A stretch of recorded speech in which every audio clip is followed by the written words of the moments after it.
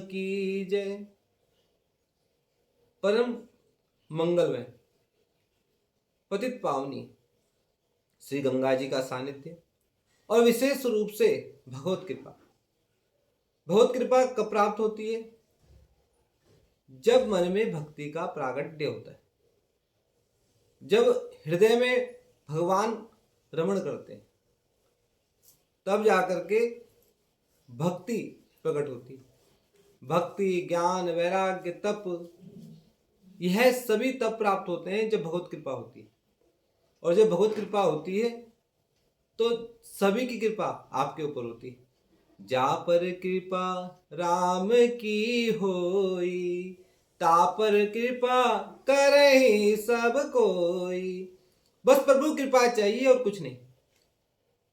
अगर व्यक्ति सोचे कि मुझे मनुष्य के द्वारा सम्मान मिले, मनुष्य के द्वारा मुझे अनेक प्रकार के सुख साधन आदि प्राप्त हो, तो संभव नहीं। भगवत कृपा के बिना कुछ भी नहीं होता।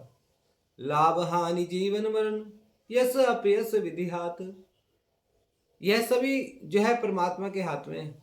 इसलिए इनके विषय में सोचो मत, अपने कर्म को करते रहें। और कर्म को करते रहेंगे तो भगवत कृपा तो स्वतः ही प्राप्त होगी। राम राम रटते रहो जब तक घट में प्राण, कबहू तो दीन दयालु के भनक पड़ेगी कान। कभी तो भगवान सुनेंगे। इसलिए राधे राधे, श्री राम राम, श्री कृष्ण कृष्ण, हरे कृष्ण कृष्ण कृष्ण हरे हरे, हरे राम राम राम हरे हरे, हरे कृष्ण कृष्ण कृष्ण हरे हरे, हरे राम राम राम हरे हरे, हरे कृष्ण कृष्ण कृष्ण हरे हरे, हरे राम राम राम हरे हरे, हरे कृष्ण कृष्ण कृष्ण हरे हरे, हरे राम राम राम हरे हरे। एक संत कहा करते थे, सत्संग की मन में यदि सच्ची इच्छा हो तो आप कभी भी कहीं भी सत्संग कर सकते हैं। उसके लिए कोई आपको टेंट तंबू की आवश्यकता नहीं। आपके मन में भाव होना चाहिए कि यदि आपके मन में भाव है तो आप कहीं भी गंगा किनारे बैठे तो गंगा तट पे ही सत्संग कर सकते हैं। अश्वत्थ वृक्ष के नीचे, बट वृक्ष के नीचे मन में सत्संग की भावना जगे तो वहीं सत्संग कर लीजिए। क्योंकि एक घड़ी आधी घड़ी आदि से पुनियाद, तुलसी सत्संग कीजिए कटे कोटि अपराध। इसलिए जब अवसर मिले सत्संग का, उसे छोड़िए मत। यही तो अमृत है जीवन का। बाकी तो चल रहा है जिस प्रकार से। जब मक्खन की जिसे चाह होती है तो मक्खन की चाह वाले को फिर छाछ से उससे कोई मतलब नहीं। इसी प्रकार से जीवन तो चल रहा है, 24 घंटे हैं, लेकिन 24 घंटे में जो मक्खन यानी अमृत, वह अमृत कौन सा है? सत्संग। उस सत्संग का त्याग ना करें। जैसे सत्संग का अवसर प्राप्त हो, सत्संग को तुरंत ही वहां पर उपस्थित हो जाए। मन के द्वारा, वाणी के द्वारा, कर्म के द्वारा उस सत्संग में ऐसे सम्मिलित हो जाए कि पता ही ना चले। जैसे जल में मिश्री, पता ही नहीं चलती कि जल में मिश्री है। उसी प्रकार से जब सत्संग में आप मिल जाते हैं, घुल जाते हैं, तो परमात्म स्वरूप आप हो जाते हैं। जिन देवताओं का वहां पर चिंतन चल रहा हो, जिन देवताओं का वहां पर पूजन चल रहा हो, आप भी सम्मिलित होकर के ईश्वर स्वरूपी हो जाते हैं। इसलिए मन रूपी उस पुष्प को भगवान के चरणों में समर्पित करना चाहिए। अब कब करें, कैसे करें? जब 50 वर्ष के हो जाएंगे तब कर लेंगे, 60 वर्ष के हो जाएंगे तब कर लेंगे, जब रिटायरमेंट हो जाएगा तब करेंगे। काल कभी प्रतीक्षा नहीं करता। काल व्याल मुखा ग्रासा त्रास निर्णासे तवे। काल रूपी अजगर ने तो अपने मुख को खोल रखा, न जाने कौन कब काल का गाल बन जाए उसे पता नहीं। बालक हो, गर्भस्थ हो, वृद्ध हो, वह काल किसी को नहीं देखता। जो अवसर प्राप्त हो सत्संग करना चाहिए। सत्संग से मन पवित्र होता है, और जब मन पवित्र होता है तो बुद्धि भी निर्मल होती है। बुद्धि निर्मल होगी तो व्यक्ति सत्संग से बुरे मार्ग से कभी नहीं जाएगा, बुरे मार्ग में कभी नहीं जाएगा। इसलिए सत्संग तो करते रहना चाहिए। और व्यक्ति सोचे कि उसके लिए सत्संग के लिए अलग से समय निकालेंगे, तो वो समय कभी निकलने वाला नहीं है। इसलिए जब अवसर मिले सत्संग करना चाहिए। एक बार बैठिए तो सही, पता भी नहीं चलेगा कि कब जो है मिनट हुए और कब घंटे हो गए। बस निर्मल भाव से उस परमात्मा का चिंतन करें, क्योंकि भगवान को तो केवल निर्मल मन चाहिए। निर्मल मन जन सो मोहि पावा, मोहि कपट छल छिद्र न भावा। इसे बनावट, सजावट, दिखावट यह भी परमात्मा को कुछ भी पसंद नहीं। उन्हें तो केवल निर्मल मन की आवश्यकता है। निर्मल मन कैसे हो? वह जब तक मन में परमात्मा के प्रति भाव प्रकट ना हो। विशेष रूप से भगवान कैसे प्रकट होते हैं? केवल और केवल प्रेम से। और प्रेम कब उत्पन्न होता है? प्रेम ते प्रगट होई मैं जाना, प्रेम ते प्रगट होई मैं जाना, प्रेम ते प्रगट होई मैं जाना। भगवान केवल और केवल प्रेम से प्रकट होते हैं। और कैसे प्रकट हो जाते हैं? अनेकों अनेकों संतों की कथाएं, मीराबाई, रैदास जी संत हुए, और अनेक अनेक संत हुए हैं, सूरदास जी हुए हैं। अनेकों संतों ने भगवान को प्रकट कर दिया। वह प्रकट कैसे हुए? केवल और केवल प्रेम से, भक्ति भाव से भगवान प्रकट होते हैं। प्रेम ते प्रकट होई में जाना। और परमात्मा का अहनिश ध्यान करना ही मनुष्य का परम उद्देश्य है। भगवत प्राप्ति ही मनुष्य का परम उद्देश्य है। एक समय सभी भगवान श्री राम जी विजय को प्राप्त करके जब उनका राज्याभिषेक हो रहा है, सभी प्रसन्नचित होकर के भगवत चिंतन करते हुए श्री राम जी की जय जयकार कर रहे हैं। और सीता मैया सभी आनंद उत्सव में डूबे हुए हैं। सभी माताएं श्री राम जी का राज्याभिषेक में आनंद उत्सव मना रही हैं। और यह इतना सुंदर दृश्य है, लेकिन हनुमान जी ने देखा कि इस उत्सव में सभी जो है भाग ले रहे हैं, सभी प्रसन्न हैं। मां जानकी, लक्ष्मण जी, शत्रुघ्न जी और सभी माताएं, सभी राज्यवासी सभी प्रसन्नचित्त हैं, सभी आनंद उत्सव मना रहे हैं। लेकिन भरत जी नहीं। और भरत जी को हनुमान जी खोजने लगे। जब हनुमान जी को भरत जी कहीं दिखाई नहीं दिए, तभी हनुमान जी ने विचार किया कि राम जी से तो अलग भरत जी रह नहीं सकते। तभी राज सिंहासन के पीछे जाकर देखा तो भरत जी चुपचाप से बैठे हुए हैं। और जो भगवान श्री राम जी के ऊपर छत्र है, उस छत्र को पकड़े हुए ऐसे बैठे हैं।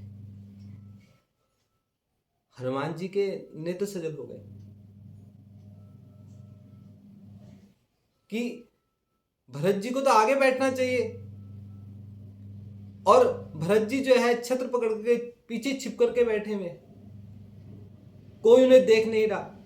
ना भरत जी को यह अभिमान है कि मैं राम जी का छोटा भाई हूं, यह भी अभिमान नहीं। और नेत्रों से अश्रुधारा बह रही। हनुमान जी बड़े कौतुकी हैं। यह दृश्य उन्होंने देखा, उनके भी नेत्र सजल हो कि भरत जी को तो सम्मान के साथ आगे होना चाहिए, परंतु भरत जी पीछे। और भरत जी से पूछा, आप इस प्रकार से नेत्रों को सजल करते हुए नेत्र में अश्रुधारा को क्यों बहा रहे हैं? ये तो अभी खुशी का समय है, आपको तो प्रसन्न होना चाहिए, और आप इस प्रकार से अश्रुधारा बहा रहे हैं। भरत जी ने कहा, यह जो जीवन में प्रभु राम के जो दुख आया है, वह मेरे ही तो कारण आया है। मेरी माँ ने मेरे लिए विचार किया कि मुझे राज्य का सुख मिलना चाहिए, और उस राज्य सुख के लिए मेरी माँ ने प्रभु राम को 14 वर्ष का वनवास दिला दिया। और मैं इसलिए दुखी होता हूं कि प्रजाजन भी सोचते होंगे यह वही भरत है जिसके कारण श्री राम जी को वनवास जाना पड़ा, मां जानकी को कष्ट सहना पड़ा, लक्ष्मण जी भी वहां सेवा में लगे रहे, और यह वही भरत है जिसके कारण पूरा परिवार बिखर गया। यह वही भरत है कि जिसके कारण इतना भारी कष्ट प्रजाजनों को हुआ। इस प्रकार से भरत जी जब कहते हैं, हनुमान जी कहते हैं कि आपका ही महत्व सबसे अधिक है, आपका महत्व महानता बहुत अधिक है। भरत जी कहते हैं नहीं नहीं, मेरी कोई महानता नहीं, यह जो छत्र है इस छत्र को मैं बस अपने छत्र की सेवा में लेता रहूंगा, बाकी मुझे कुछ नहीं चाहिए, मुझे कोई सम्मान नहीं चाहिए, मुझे तो बस सेवा ही पर्याप्त है। हनुमान जी कहने लगे आपको आगे आना चाहिए, और यह जो राज्याभिषेक है इसमें आपका महत्व सबसे अधिक है, आपको आना चाहिए आगे। वो राम जी समझ गए कि मेरे भक्त हनुमान और भरत जी के पीछे वार्ता चल रही है। राम जी ने कहा कि कहाँ है मेरे अनुज भरत।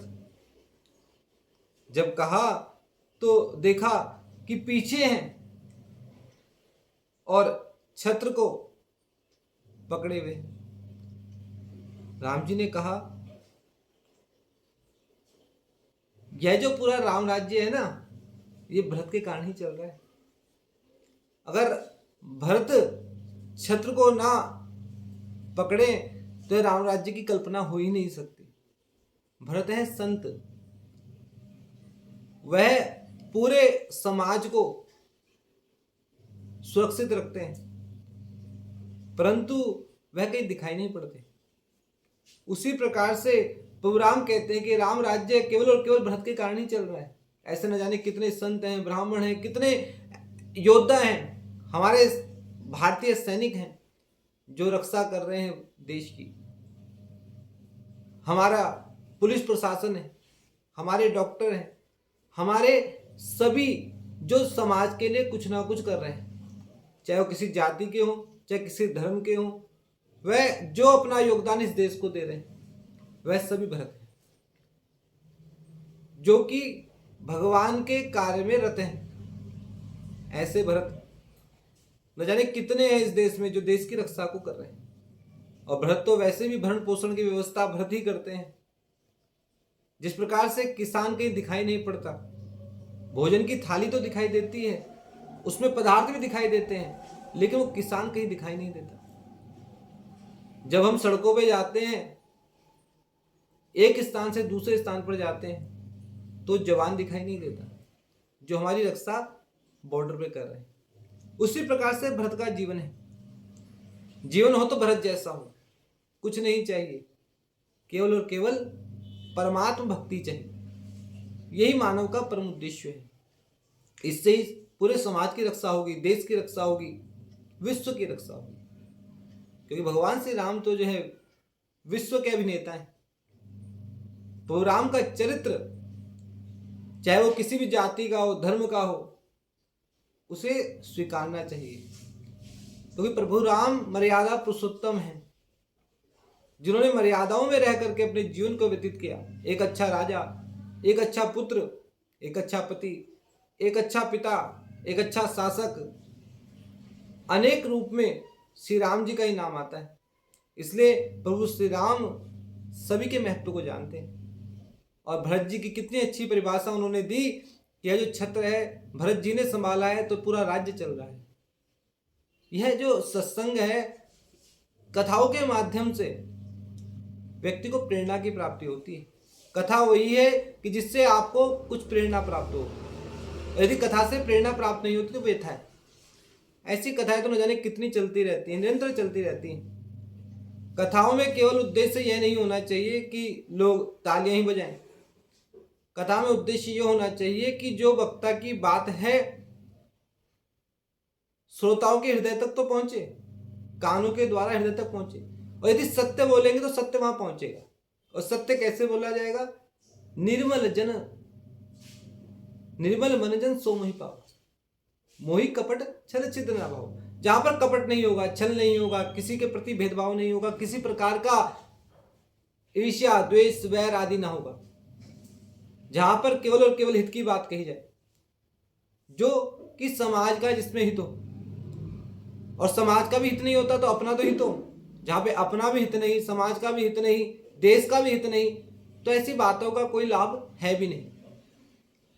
इसलिए जो भी भगवत चर्चा होती है, सत्संग होती है, सत्संग इसलिए किया जाता है कि जो व्यक्ति के मन में जो विचार, गलत विचार आ रहे हैं, उन विचारों को वहीं पर समन कर दिया जाए, शांत कर दिया जाए और नव विचारों के साथ जीवन में आगे बढ़ा जाए। क्योंकि हम जो दृश्य देखते हैं उन दृश्यों का हम पर बहुत अधिक असर पड़ता है। जिस प्रकार से फिल्मों, चाहे वो हिंदी फिल्में हो, चाहे अंग्रेजी हो, किसी भी भाषा की फिल्म हो, अगर उसमें उद्देश्य अच्छा होगा, भावना अच्छी होगी, तो यह जन जन तक पहुंचेगी।